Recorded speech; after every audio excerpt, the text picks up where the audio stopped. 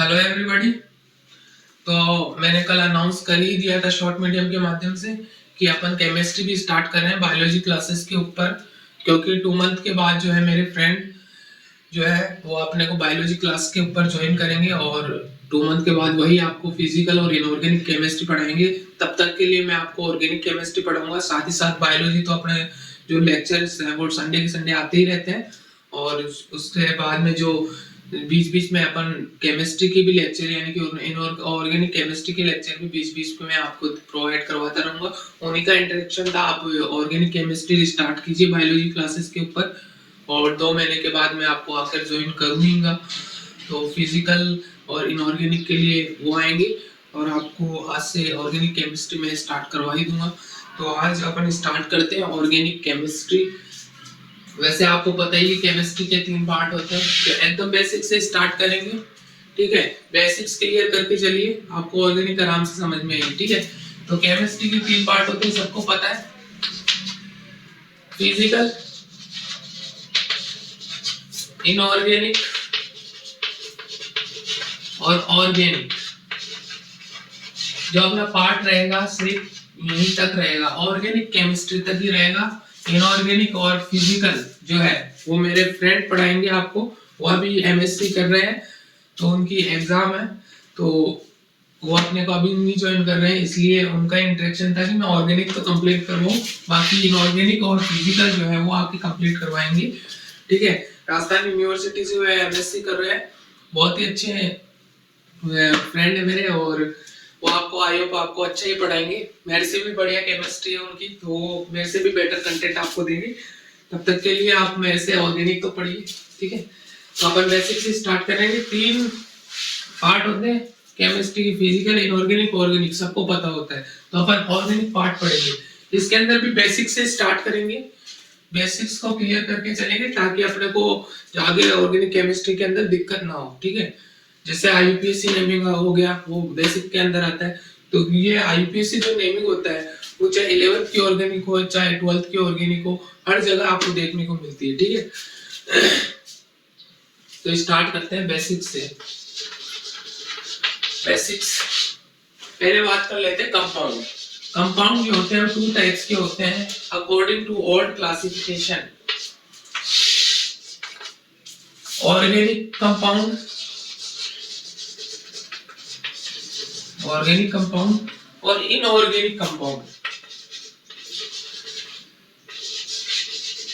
जब old classification दिया गया तब बोला जाता था कि जो ऑर्गेनिक कंपाउंड्स होते हैं वो लिविंग ऑर्गेनिज्म के अंदर पाए जाते हैं, लिविंग ऑर्गेनिज्म के अंदर पाए जाते हैं, और जो इनऑर्गेनिक कंपाउंड होते हैं वो नॉन लिविंग ऑर्गेनिज्म के अंदर पाए जाते हैं, non living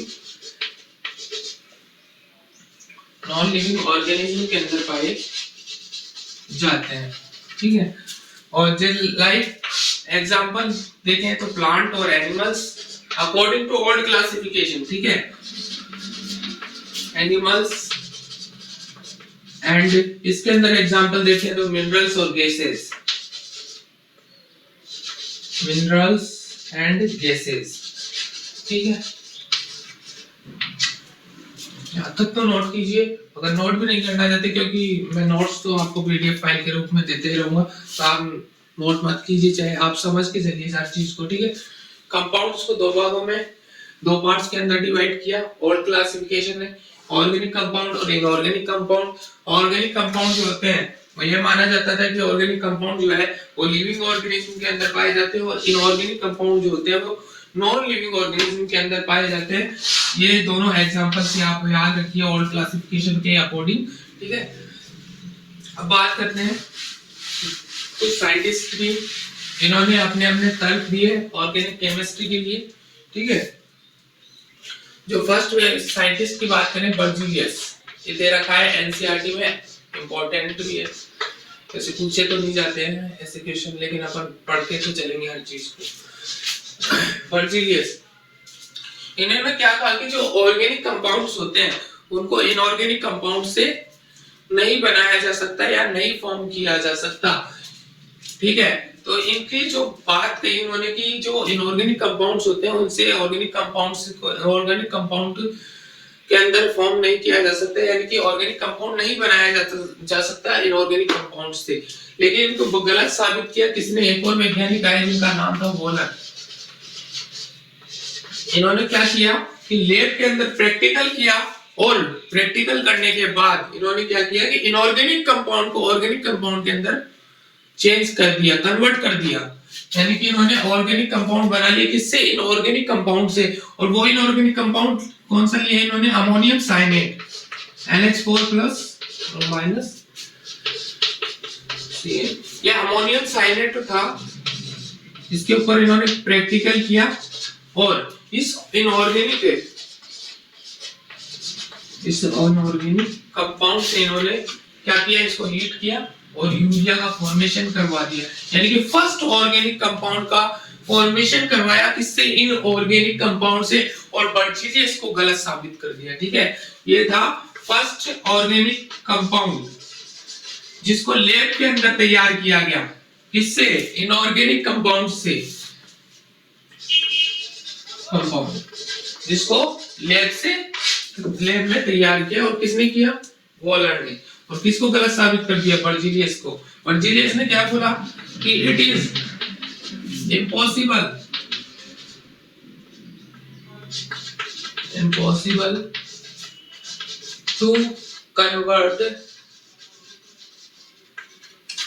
to convert inorganic compound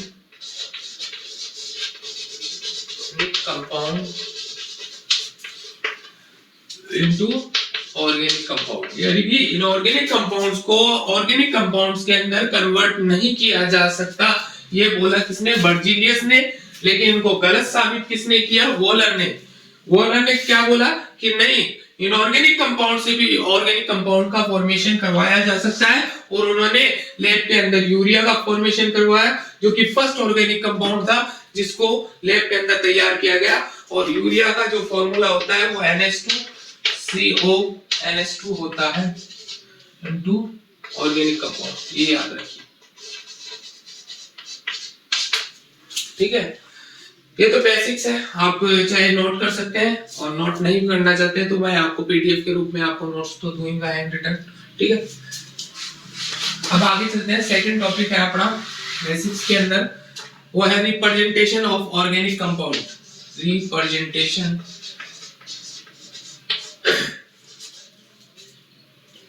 representation of organic compound. जो ऑर्गेनिक कंपाउंड्स होते हैं उनको रिप्रेजेंट कैसे किया जाता है? अलग अलग तरीकों से इसको रिप्रेजेंट किया जा सकता है।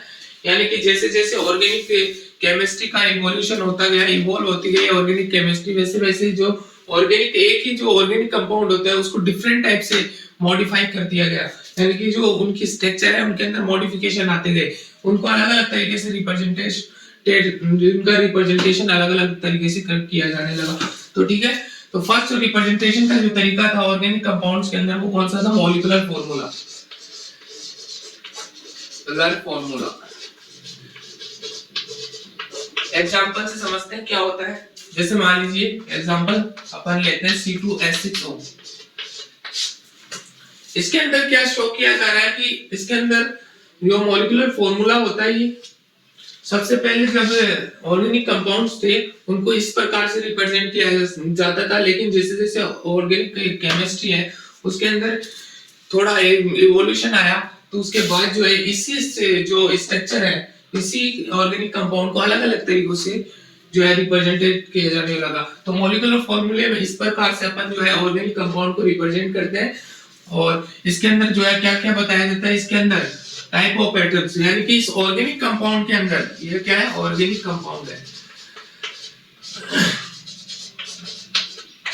इसके अंदर क्या क्या बताया? टाइप्स ऑफ एटम्स, यानी कि कौन कौन से एटम जो है इस ऑर्गेनिक कंपाउंड्स के अंदर प्रेजेंट होते हैं वो बताया जाता है मॉलिक्यूलर फॉर्मूले के अंदर।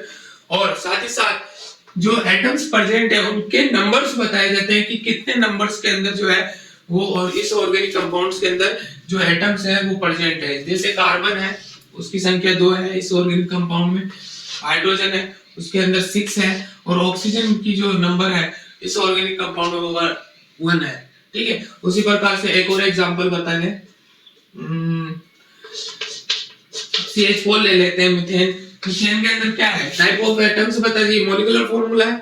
इसके अंदर कौन कौन से एटम है, कार्बन प्रेजेंट है, हाइड्रोजन प्रेजेंट है, और उनके नंबर्स को भी इसने शो कर दिया। तो ये होते हैं मॉलिक्यूलर फॉर्मूला। इस प्रकार से जो है अपन जो ऑर्गेनिक कंपाउंड को रिप्रेजेंट कर सकते हैं। इसके अंदर क्या क्या बता दिया जाता है, टाइप्स ऑफ एटम्स के बारे में बता दिया जाता है कि कितने प्रकार के एटम जो है इसके अंदर, इस ऑर्गेनिक कंपाउंड के अंदर प्रेजेंट है, और साथ ही साथ नंबर्स बता दिए जाते हैं। ठीक है, लेकिन एक चीज जो है इसके अंदर नहीं बताई जाती है, वो क्या, इससे हमने नहीं है, चलो इसको तो हटा ही देते हैं, इसी से समझते हैं। क्या नहीं बताया, इसके अंदर जो कनेक्टिविटी होती है एटम्स के मध्य, यानी कि जो कार्बन है वो हाइड्रोजन से जुड़ा है, या हाइड्रोजन जो है ऑक्सीजन से जुड़ा है, इसके बारे में कोई बात नहीं कही जा सकती। यानी कि इनके मध्य जो ये ऑर्गेनिक कंपाउंड है, इसके अंदर जो एटम प्रेजेंट है वो किस एटम से जुड़े हुए हैं, हाइड्रोजन कार्बन से जुड़ा है, या कार्बन हाइड्रोजन से जुड़ा है, या हाइड्रोजन ऑक्सीजन से जुड़ा है, या ऑक्सीजन हाइड्रोजन से जुड़ा है। इसके बाद जो है वो मॉलिक्यूलर फॉर्मूले में नहीं बताई जा सकती कौन सा एटम किस एटम से जुड़ा हुआ है। तो यहाँ पर कनेक्टिविटी जो है वो नहीं बताई जाती, कनेक्टिविटी नहीं बताई जाती इसके अंदर। मॉलिक्यूलर फॉर्मूले के अंदर जो है एटम्स के मध्य, एटम्स के बीच के अंदर कनेक्टिविटी नहीं बताई जाती है। इसलिए फिर इवॉल्व हुआ ऑर्गेनिक कंपाउंड को, जो लिखने का तरीका जो है वो इवॉल्व हुआ, और सेकंड तरीका निकाला गया वो था रिप्रेजेंट करने का ऑर्गेनिक के कंपाउंड्स को। कौन सा था, नॉन कंडेंस फॉर्मूला, या नॉन कंडेंस स्ट्रक्चर भी बोल सकते हैं अपन, कंडेंस, नॉन कंडेंस स्ट्रक्चर, इसको अपन बोलते हैं लेविस स्ट्रक्चर भी बोल सकते हैं। वही एग्जांपल लेंगे एक बार, C2, ये तो हो गया अपना और जो मॉलिक्यूलर फॉर्मूला। इसको एक और तरीके से रिप्रेजेंट करने का तरीका है, यानी कि जैसे जैसे ऑर्गेनिक केमिस्ट्री इवॉल्व होती गई, वैसे वैसे क्या हुआ कि जो ऑर्गेनिक कंपाउंड्स थे उनको लिखने का तरीका, उनको रिप्रेजेंट करने का तरीका भी जो है वो बदलता गया। तो लेविस स्ट्रक्चर के अंदर कैसा, इसका स्ट्रक्चर कैसे बनेगा, इसके अंदर क्या होता है कि इसके अंदर जो है कनेक्टिविटी बताई जाती है, यानी कि जो एटम प्रेजेंट है इसके अंदर उनके मध्य जो है कनेक्टिविटी, यानी कि हाइड्रोजन कार्बन से जुड़ा है या हाइड्रोजन ऑक्सीजन से जुड़ा है, इन सब की बात जो है नॉन कंडेंस स्ट्रक्चर या लेविस स्ट्रक्चर के अंदर बता दी जाती है। यानी कि इस प्रकार से अपन रिप्रेजेंट करते हैं। ये वही फॉर्मूला है C2H6O वाला ही। देखिए दो कार्बन हो गए, 1 2 3 4 5 6 हाइड्रोजन हो गए और एक ऑक्सीजन हो गए, वही फॉर्मूला है। ठीक है, अब इसके अंदर क्या बताया जाता है, कनेक्टिविटी, यानी कि जो एटम्स हैं उनके मध्य कनेक्टिविटी बताई जाती है, यानी कि कौन सा एटम किस एटम से जुड़ा हुआ है। जैसे कार्बन जो है उससे 3 हाइड्रोजन जुड़े हुए हैं, इस कार्बन से 2 हाइड्रोजन जुड़े हुए हैं, ऑक्सीजन कार्बन और हाइड्रोजन से जुड़ा हुआ, यानी कि कनेक्टिविटी इसके अंदर शो कर दी जाती है। और साथ ही साथ क्या होता है, इसके अंदर बॉन्ड्स और लोन पेयर को भी शो कर दिया जाता है, लोन पेयर को भी शो किया जाता है। ये लोन पेयर हो गए, ये होता है लेविस स्ट्रक्चर या नॉन कंडेंस स्ट्रक्चर। ये दूसरा तरीका है ऑर्गेनिक जो कंपाउंड होते हैं उसको रिप्रेजेंट करने का। ठीक है, ये इसके अंदर बॉन्ड्स को भी शो किया जाता है और साथ ही साथ लोन पेयर को भी शो किया जाता है, और कनेक्टिविटी भी की जो इंफॉर्मेशन है वो भी बताई जाती है। लेकिन जो मॉलिक्यूलर फॉर्मूला होता है उसके अंदर कनेक्टिविटी की कोई इंफॉर्मेशन नहीं दी जाती है। इसके अंदर कनेक्टिविटी की इंफॉर्मेशन दी जाती है, साथ ही साथ बॉन्ड शो किए जाते हैं और लोन पेयर भी शो कर दिए जाते हैं। फिर तीसरा तरीका आया ऑर्गेनिक केमिस्ट्री को, सॉरी ऑर्गेनिक कंपाउंड को रिप्रेजेंट करने का।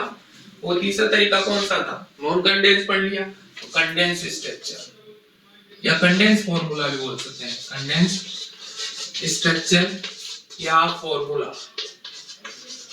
ठीक है, इसके अंदर क्या होता है, देखिए वही एग्जांपल C2H6O वाला, ये मॉलिक्यूलर फॉर्मूला हो गया, मॉलिक्यूलर फॉर्मूला। ठीक है, अब इसी को अपन दूसरे तरीके से रिप्रेजेंट, यानी दूसरा जो तरीका था वो बता ही दिया, नॉन कंडेंस स्ट्रक्चर। ठीक है, वो भी लिखते चलते हैं साथ ही साथ। ये पहला था, ये पहला तरीका। सेकंड तरीका किस प्रकार से इसको रिप्रेजेंट करते हैं, इसी को इसके अंदर बॉन्ड्स और लोन पेयर दोनों को शो कर देते हैं,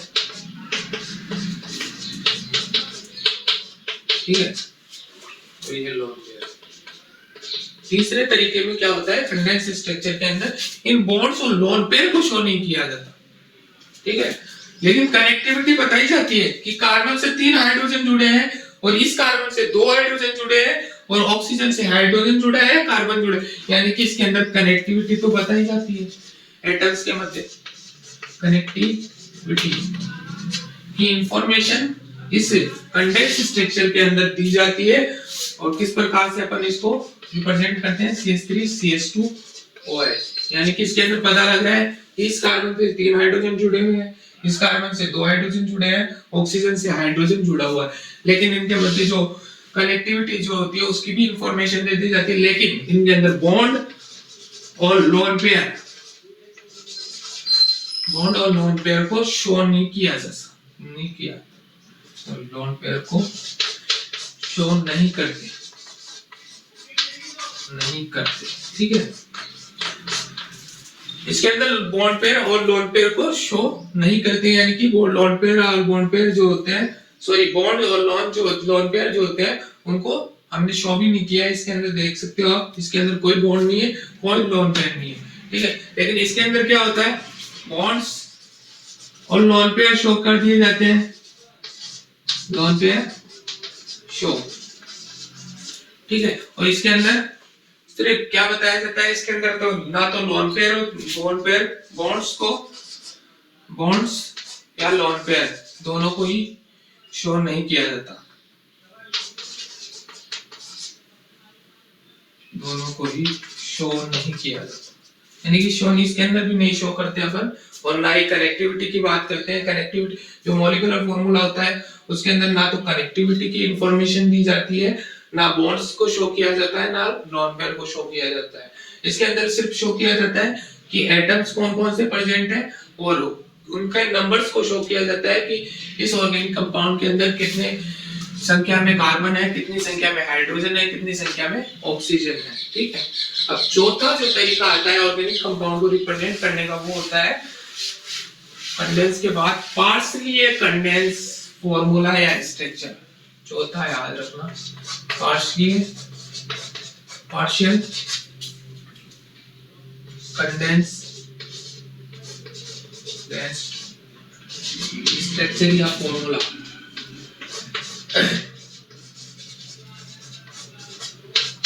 इसके अंदर क्या होता है कि कुछ हद तक अपन जो है इस स्ट्रक्चर के अंदर जो ऑर्गेनिक कंपाउंड होता है, जैसे वही एग्जांपल C2H6 वही ले लेते हैं। ये तो हो गया मॉलिक्यूलर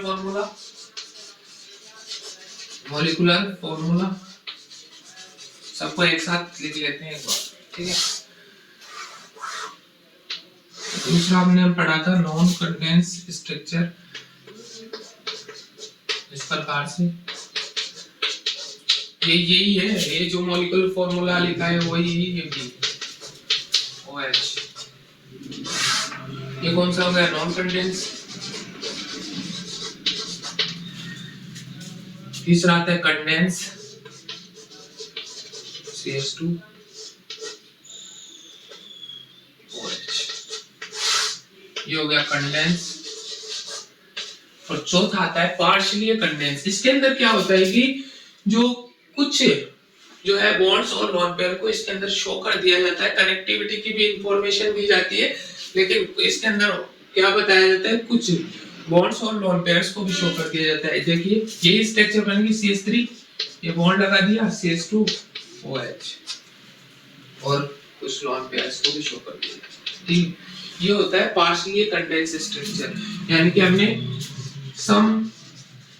कुछ बॉन्ड्स को भी शो किया और कुछ लोन पेयर्स को भी शो किया, यानी कि इसके अंदर भी क्या होता है, कनेक्टिविटी की इंफॉर्मेशन जो है वो दी जाती है और साथ ही साथ कुछ बॉन्ड्स को शो किया जाता है और कुछ लोन पेयर्स को शो किया जाता है। किसके अंदर, पार्शियली कंडेंस स्ट्रक्चर के अंदर, पार्शियल कंडेंस स्ट्रक्चर के अंदर, ठीक है। अब चौथा ये हो गया रिप्रेजेंटेट करने का तरीका, ठीक है। देखिए कितना इजी बनता जा रहा है, मॉलिक्यूलर फॉर्मूला, इसके अंदर कोई कनेक्टिविटी नहीं बताई जा रही, इन तीनों के अंदर कनेक्टिविटी बताई जा रही है और आसानी से अपन लिख पा रहे हैं। सबसे अच्छा तरीका आता है रिप्रेजेंटेट करने का ऑर्गेनिक के जो कंपाउंड होता है उसको, बॉन्ड लाइन स्ट्रक्चर। पांचवा तरीका बॉन्ड लाइन स्ट्रक्चर। इसके अंदर क्या होता है कि अपन जो है कार्बन कार्बन्स को ही जो है वो शो करते हैं। जैसे मान लीजिए लाइक एग्जांपल ये मान लीजिए CH3 CH2, ये कौन सा तरीका है वैसे? पार्शियली कंडेंस स्ट्रक्चर वाला तरीका है CH2 CH3, ये एग्जांपल।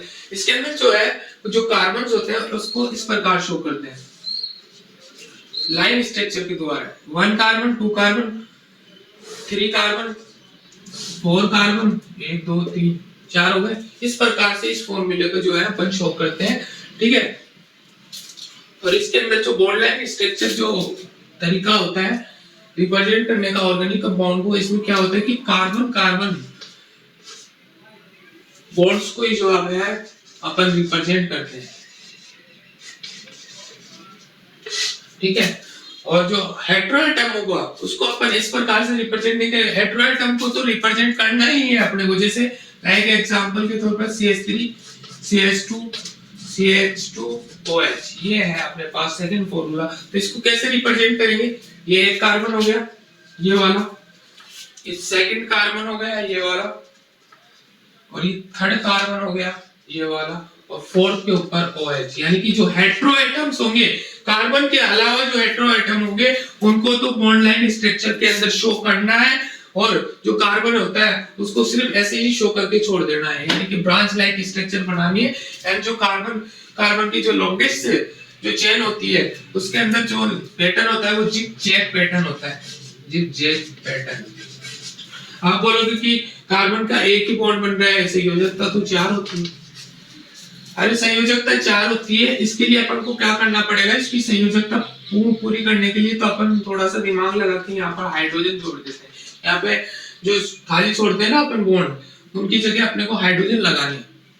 हेटेरोएटम में मत कर देना कि हेटेरोएटम के हाइड्रोजन को हटा दिया। हेटेरोएटम के हाइड्रोजन को नहीं हटाना है, हमेशा हेटेरोएटम होगा तो उसके साथ हाइड्रोजन को रिप्रेजेंट करना है। लेकिन अगर कार्बन के साथ कोई जो है हेटेरोएटम नहीं लगा हुआ है तो उसके ऊपर अपन जो उसकी वैलेंसी है 4 है चाहे 5 है, कोई भी हो, वैसे 4 ही होती है कार्बन की, तो उसको पूरा करने के लिए अपन मन की आंखों से हाइड्रोजन लगा देंगे। यानी कि इसके हो गए ना 1 2 3 4, इसकी पूरी करनी है। एक तो ये बन गया, 2 तीसरा ये, चौथा ये। हेटेरोएटम वाला तो हाइड्रोजन नहीं हटाना है, ठीक है। और वैसे इनको शो नहीं करते हैं अपन, ये तो मैंने समझाने के लिए बता दिया, ठीक है। इसी प्रकार छोड़ देते हैं। हेटेरोएटम वाले हाइड्रोजन को कभी नहीं हटाना है। बॉन्ड लाइन स्ट्रक्चर, और बॉन्ड लाइन स्ट्रक्चर जो रिप्रेजेंटेट करने का तरीका क्यों आया? क्योंकि जो अपना अदर जो तरीका था उनके अंदर जो टाइम जो होता है वो ज्यादा लगता है। उस टाइम ड्यूरेशन को कम करने के लिए इन स्ट्रक्चर्स को अपन जो है यूज में लेते हैं। जो आईपीएससी नेमिंग अभी पढ़ेंगे अपन, उसके अंदर भी अपन बॉन्ड लाइन स्ट्रक्चर्स को ही यूज करेंगे। इस प्रकार के जो स्ट्रक्चर होंगे उनको यूज करेंगे, लेकिन बहुत कम यूज करेंगे, ठीक है। ऐसे इनको यूज करने में टाइम जो है वो ज्यादा लगता है। आप CH2 लिखोगे CH3 लिखोगे, इससे बढ़िया तो जिग जैग लाइन पैटर्न बना दो, इजीली टाइम भी बच जाएगा और आप आसानी से कर भी पाओगे। और अगर ट्रिपल बॉन्ड या डबल बॉन्ड हो तो क्या करेंगे? इसी लाइन के डबल बॉन्ड हो तो 2 लाइन ड्रॉ कर देंगे, ट्रिपल बॉन्ड हो तो 3 लाइन ड्रॉ कर देंगे, 1 2 3। इस प्रकार से होता है। ये था बॉन्ड लाइन स्ट्रक्चर। इसके अंदर क्या होता है कि टाइम जो होता है वो कम लगता है, इसलिए जो ऑर्गेनिक कंपाउंड होता है उनको जल्दी से अपन रिप्रेजेंट कर सकते हैं। अदर जो रिप्रेजेंटेशन करने के तरीके हैं वो भी सही है, लेकिन उनके अंदर टाइम जो है वो ज्यादा लगता है, इसलिए उनसे अच्छा है कि अपन बॉन्ड लाइन स्ट्रक्चर से ही जो ऑर्गेनिक कंपाउंड है उनको रिप्रेजेंट करें, ठीक है। तो ये थे बेसिक्स, और अपन जो है नेक्स्ट लेक्चर से स्टार्ट करेंगे आईयूपीएससी नेमिंग, जिसके अंदर अपन कॉमन नेम्स, साइक्लिक कंपाउंड के आईयूपीएससी नेमिंग पढ़ेंगे, और भी जो कंपाउंड्स होते हैं सबके आईयूपीएससी नेम पढ़ेंगे, जिससे आपको 11th की ऑर्गेनिक केमिस्ट्री और 12th की ऑर्गेनिक केमिस्ट्री में जितने भी नेमिंग के क्वेश्चंस हैं वो सब आपके सॉल्व हो जाएं, ठीक है। तो मिलते हैं अगले लेक्चर के अंदर। आई होप आज का लेक्चर भी आपको अच्छा ही लगा होगा, ठीक है। केमिस्ट्री फर्स्ट बार ही पढ़ा रहा हूँ इसलिए तो मिलते हैं अगले लेक्चर में, तब तक के लिए पढ़ते रहिए, मेहनत करते रहिए। और लास्ट वर्ड मेरी तरफ से, thank you, thank you all of you, bye.